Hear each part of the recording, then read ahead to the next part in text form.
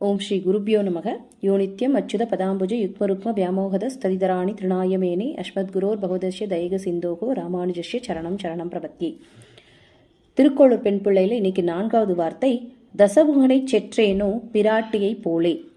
தசமுகன் அப்படின்னா ராவணன். பிராட்டி சீதாதேவி இங்கு செற்றேனோ என்னும் சொல்லுக்கு கொன்றேனோ அப்படிங்கிற பொருள் இருக்கு. ராவணனை சீதை வதம் செய்யல. இங்கு சீதை ராவணனை கொன்றார் அப்படின்னா ராவணனோட ஆணவத்தை பேராண்மைய கொன்றார் அப்படின்னு பொருள். மிதிலையோட இளவரசி ஸ்ரீராமனின் துணைவியாய் ஸ்ரீராமனின் நிழலாய் வாழ அயோத்தியா வந்தவர். ஸ்ரீராம பிரானை பிரிய மனமில்லாம 14 ஆண்டுகள் மலரிடும் மென்மையான பாதத்தோட வனத்துல வாழ முடிவெடுத்தார். ராவணனோட அகம்பாவம், பேராண்மை, தலைக்கணம் நிறைந்த பார்வையும் மனமும் வனத்துல எளிய வாழ்வு வாழ்ந்த சீதை மேல பட்டு அவனோட அழிவிற்கு காரணமானது. மிதிலையோட இளவரசியாக இருந்த போதே கொடியுடையாள் என்று வர்ணிக்கப்பட்ட சீதா பிராட்டியார் இலங்கையில சிறையில் வாடிய போது இன்னும் மெலிந்தார் என்றால் அவரோட துயரத்தை எப்படித்தான் விளக்குறது? அவரோட புனிதத்தன்மை ஒன்று போதுமே இலங்கையை கடலின் ஆழத்திற்கு தள்ள.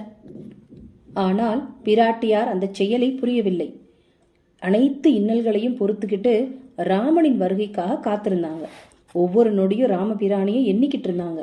ராவணின் உண்மை நிலையினை அவனுக்கு எடுத்துரைத்தாங்க.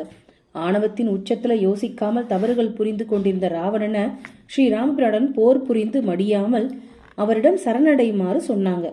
ராவணனையும் ஹனுமனை கண்டு வியந்த ராவணன் அரண்மனையும் சீதா பிராட்டி ஒடிந்த புல்லினை போல மதிச்சாங்க.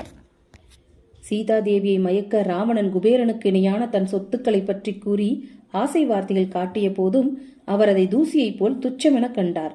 சித்திரவதைகளை அனுபவித்துக் கொண்டு அனுஷனமும் ஸ்ரீராமனை மட்டுமே எண்ணி வாழ்வது கூட சுகம்னு சொன்னாங்க. அவ்வாறே சிறைவாசத்தை கழிச்சாங்க.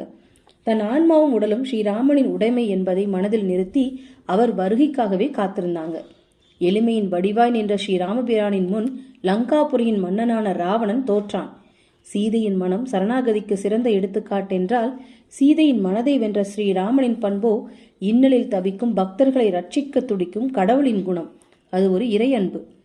இதெல்லாம் பார்த்துதான் திருக்கோளூர் அம்மாள் கேட்டாங்க, என்னால் பிராட்டியை போல அனைத்தையும் அவள் பொறுப்பில் விட்டுவிட்டு அவனையே அனுஷனமும் எண்ணி வாழ முடியுமா என்ன அப்படின்னு கேட்டுட்டு, அது மாதிரி நான் இருக்கல, அதனாலதான் இந்த ஊரை விட்டு போறேன் அப்படின்னு சொல்லி ஸ்ரீமத் ராமானுஜர்ட்ட அவங்க சொன்னாங்க. இதுதான் திருக்கோளூர் பெண் பிள்ளையில 4வது வார்த்தையா சொல்லப்படுது. தசமுகனை செற்றேனோ பிராட்டியை போலே.